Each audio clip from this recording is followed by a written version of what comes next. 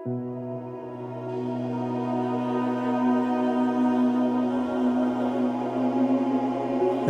حدیث حضرت مصعب بن سعد بن ابی وقاص رحمۃ اللہ علیہ بیان کرتے ہیں کہ میں نے اپنے والد کے پہلو میں نماز پڑھی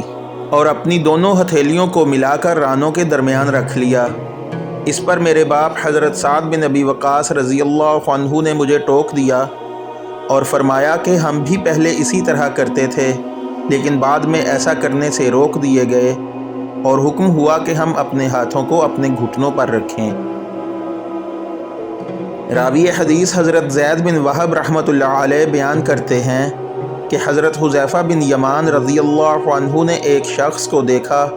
کہ وہ نہ رکوع پوری طرح کرتا ہے اور نہ سجدہ پوری طرح کرتا ہے۔ اس لیے آپ نے اس شخص سے کہا کہ تم نے نماز ہی نہیں پڑھی، اور اگر تم مر گئے تو تمہاری موت اس سنت پر نہیں ہوگی جس پر اللہ تعالیٰ نے حضرت محمد صلی اللہ علیہ وسلم کو پیدا کیا تھا۔ حضرت برا بن عازب رضی اللہ عنہ روایت کرتے ہیں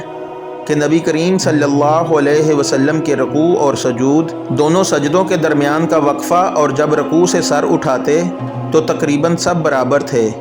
سوائے قیام اور تشہد کے قعود کے۔